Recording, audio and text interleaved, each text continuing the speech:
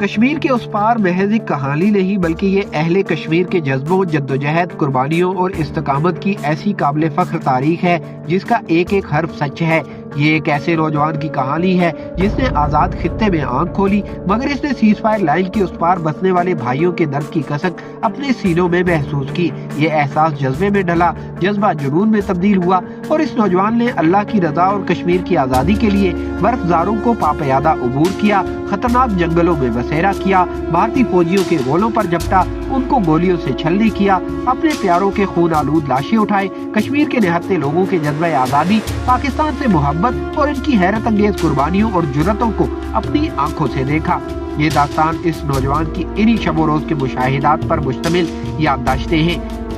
اس کہانی کی ابتدا 1991 سے ہوتی ہے جب کشمیر کی تحریک آزادی ابھی ابتدائی مرحلے میں تھی۔ اس میں بہت سے ایسے افراد کا ذکر ہے جو اب ہم میں نہیں بلکہ اپنے رب کی رضا پا کر سرخرو ہو چکے ہیں۔ کچھ ایسے بھی ہوں گے جن سے اس راہ کی سختیاں اور آزمائشیں برداشت نہ ہو پائیں اور وہ ایڑیوں کے بل گھوم گئے، مگر اس کتاب میں جس شخص کا بھی مثبت یا منفی تذکرہ کیا گیا ہے وہ اس وقت کے مطابق ہی ہے جب یہ کتاب مرتب کی گئی۔ اس کتاب میں درج ایک ایک حرف کشمیر کی تحریک جہاد کی تاریخ ہے۔ یہ وہ کارنامے ہیں جن پر کشمیریوں کی آنے والی نسل بجا طور پر فخر کرنے کی مستحق ہے۔ اگرچہ المیہ اپنی جگہ موجود ہے کہ نہ صرف عالمی طاقتیں کشمیر کی تحریک آزادی کے ہیروز کو ویلن بنا کر پیش کر رہی ہیں، بلکہ خود پاکستان کے ذرائع ابلاغ نے بھی غیروں کی زبان بولتے ہوئے دہشت گرد، درانداز اور شدت پسند جیسے توہین آمیز الفاظ تراش لیے ہیں۔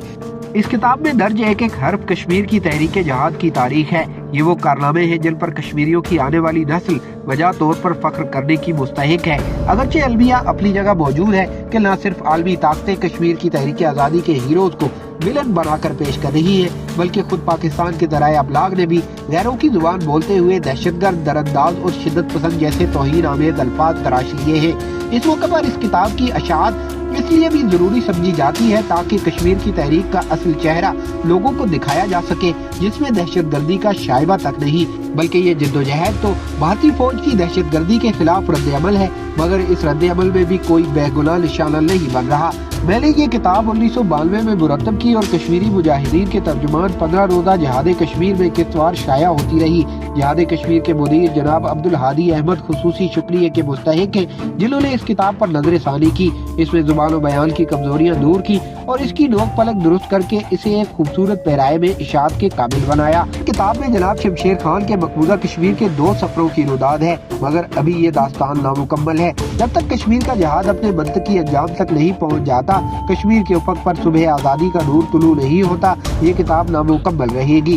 مسافر کو اس طرح کے کئی سفر درپیش ہوں گے۔ اس سفر کو نہ تو 22,000 فٹ بلند برفیلے پہاڑوں کی دیوار روک سکی اور نہ اب خاردار تاروں کی یہ باڑ روک سکے گی۔